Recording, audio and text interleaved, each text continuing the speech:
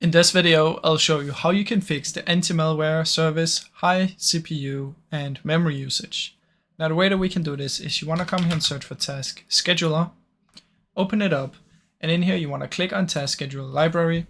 From in here, find Microsoft and expand this, go into Windows, scroll down until you find Windows Defender right here, click on it, and then we're just going to drag this so we can see everything. And then what you want to do is you want to find Scheduled Scan. Right click on it, Properties, go into Conditions, and then you want to make sure everything is unchecked except for this one.